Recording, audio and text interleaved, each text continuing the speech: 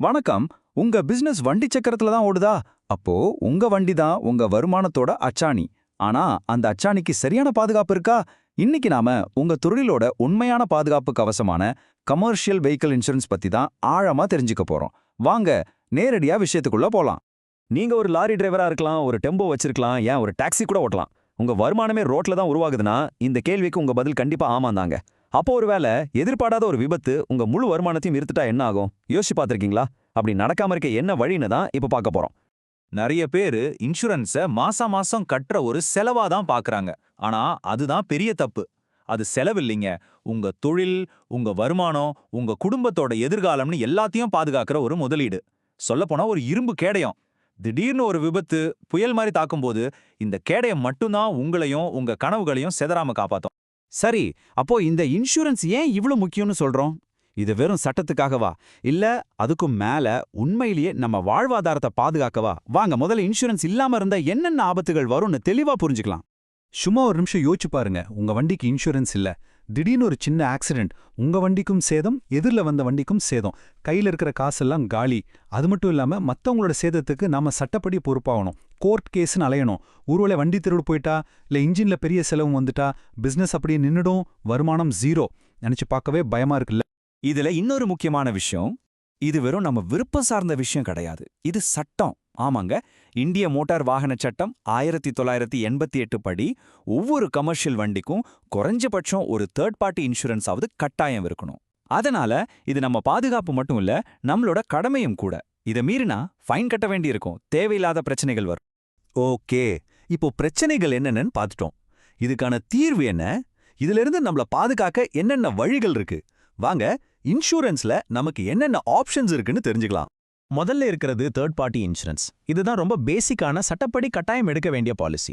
ஒருவேளை நம்ம வண்டியால மத்தவங்க வண்டிக்கு, அவங்க சொத்துக்கு இல்ல அவங்களுக்கு ஏதாவது பாதிப்பு ஏற்பட்டா அதுக்கான செலவுகளை இந்த பாலிசி பார்த்துக்கும். ஆனா இதுல ஒரு பெரிய ஆனா இருக்கு. இந்த பாலிசி உங்க வண்டிக்கு ஏற்பட்ட சேதத்துக்கு ஒரு பைசா கூட தராது. ஆமாங்க, உங்க வண்டிக்கு இதுல கவர் கிடையாது. இது மத்தவங்களுக்காக மட்டுமே. அப்ப நம்ம வண்டிக்கு என்ன பாதுகாப்பு? அதுக்கு தான் இருக்கு காம்ப்ரஹென்சிவ் இன்சூரன்ஸ். இது பேர்ல இருக்கிற மாதிரியே ஒரு முழுமையான பாதுகாப்பு பேக்கேஜ். இது தேர்ட் பார்ட்டிக்கு கொடுக்கிற பாதுகாப்போட சேர்த்து நம்மளோட சொந்த வண்டிக்கு ஆகிற சேதத்தையும் கவர் பண்ணோம். அதாவது ஆக்சிடென்ட், திருட்டு, தீ விபத்து, ஏன் புயல், வெள்ளம் மாதிரியான இயற்கை சீற்றத்தால வண்டிக்கு பாதிப்பு வந்தா கூட இது நம்மள கைவிடாது. இது இருந்தாதான் நமக்கு முழுமையான மனநிம்மதி கிடைக்கும். இப்போ இந்த டேபிள பாத்தீங்கன்னா விஷயம் இன்னும் கிளியரா புரியும். பாருங்க, உங்க வண்டிக்கு டேமேஜ் ஆனா தேர்ட் பார்ட்டில நோ கவர் ஆகாது. ஆனா காம்ப்ரிஹென்சிவ்ல எஸ் கவர் ஆகும். அதே மாதிரி வண்டி திருடு போனா, இல்ல தீ விபத்து, வெள்ளத்துல மாட்டிட்டா, இந்த மாதிரி பெரிய நஷ்டங்கள்ல இருந்து உங்களை பாதுகாக்கிறது காம்ப்ரிஹென்சிவ் பாலிசி மட்டும்தான். சரி, நல்ல பாலிசியா எடுத்தாச்சு. ஆனா ஒரு பிரச்சனை வரும்போது கிளைம் பண்றது இருக்கே, அது பெரிய தலைவலி நிறைய பேர் நினைக்கிறாங்க. ஆனா உண்மையிலே நாம கரெக்டா இருந்தா அது அவ்வளவு கஷ்டம்லாம் இல்ல. அந்த ப்ராசஸ் என்னன்னு ஸ்டெப் பை ஸ்டெப்பா பார்க்கலாம் வாங்க. பாருங்க, ரொம்ப சிம்பிளான ஸ்டெப்ஸ் தான். ஸ்டெப் 1, விபத்து நடந்ததா? ஒரு செகண்ட் கூட தாமதிக்காம உங்க இன்சூரன்ஸ் கம்பெனிக்கு ஃபோன் பண்ணி சொல்லிடுங்க. ஸ்டெப் 2, போலீஸ் ஸ்டேஷன்ல ஒரு எஃப்ஐஆர் போடுங்க. இது ரொம்ப முக்கியம். ஸ்டெப் 3, அவங்க கேட்குற டாக்குமெண்ட்ஸை சப்மிட் பண்ணுங்க. ஸ்டெப் 4, அவங்க ஆள், அதாவது சர்வேயர் வந்து வண்டியை பார்த்துட்டு அப்ரூவ் பண்ணுவாரு. அப்புறம் ரிப்பேர் வேலை ஆரம்பிச்சிடலாம். அவ்வளவுதாங்க. இதுல நீங்க ஞாபகம் வச்சுக்க வேண்டிய ஒரே ஒரு கோல்டன் ரூல் என்னன்னா, வேகமும் சரியான டாக்குமெண்டேஷனும் தான். எவ்வளோ சீக்கிரம் இன்ஃபார்ம் பண்றீங்களோ, எவ்வளோ கரெக்டா பேப்பர்ஸ் வச்சிருக்கீங்களோ, அவ்வளோ ஸ்மூத்தா உங்க கிளைம் செட்டில் ஆகும். லேட் பண்ணா வேல்யூம் லேட் ஆகும். சிம்பிள். ஓகே, இப்போ இன்சூரன்ஸோட முக்கியத்துவம் புரிஞ்சிருச்சு, வகைகள் தெரிஞ்சிருச்சு, கிளைம் பண்றதும் எப்படின்னு பார்த்துட்டோம்.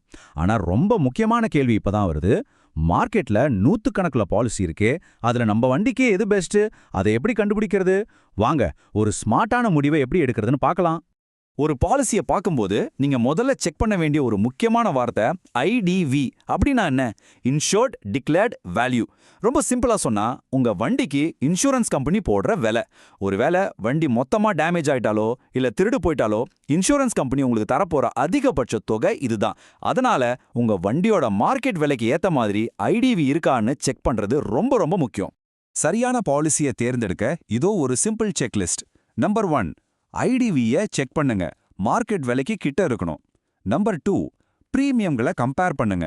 ஆனா விலை கம்மியா இருக்கிறதா பெஸ்ட்னு தப்பா நினைச்சிடாதீங்க. நம்பர் 3, ஆட் ஆன்ஸை பத்தி யோசிங்க. குறிப்பா ஜீரோ டிப்ரிசியேஷன் மாதிரி ஆப்ஷன்ஸ் இருந்தா கிளைம் பண்ணும்போது முழு பணமும் கிடைக்கும். நம்பர் 4, இது ரொம்ப முக்கியம். கிளைம் செட்டில்மெண்ட் ரேஷியோ, அதாவது சிஎஸ்ஆரை பாருங்க. ஒரு கம்பெனிக்கு வர்ற 100 கிளைம்ல எத்தனைக்கு சரியா பணம் கொடுக்குறாங்கன்றது தான் இது. சிஎஸ்ஆர் அதிகமா வந்தா அந்த கம்பெனியை நம்ப. இத மட்டும் நல்லா மனசுல வச்சுக்கோங்க. குறைந்த பிரீமியம் சிறந்த பாலிசி கிடையாது. மறுபடியும் சொல்றேன், விலை கம்மியா இருக்குன்னு ஒரு பாலிசியை எடுத்தீங்கன்னா தேவைப்படும் போது அது கை கொடுக்காம போறதுக்கு வாய்ப்பு இருக்கு. பாதுகாப்புக்கு முக்கியத்துவம் கொடுங்க, விலைக்கு இல்ல. சோ சுருக்கமா சொல்லணும்னா, உங்க இன்சூரன்ஸ் பாலிசிய வெறும் ஒரு பேப்பரா பார்க்காதீங்க. அது உங்க பிசினஸ்ல ஒரு சைலண்ட் பார்ட்னர் மாதிரி. நீங்க தைரியமா ரோட்ல வண்டி ஓட்டி சம்பாதிக்க அந்த பார்ட்னர் தான் உங்களுக்கு பின்னால ஒரு பெரிய பலமா நிப்பார். நான் இந்த உரையாடலை முடிக்கிறதுக்கு முன்னாடி உங்ககிட்ட ஒரே ஒரு கேள்வி.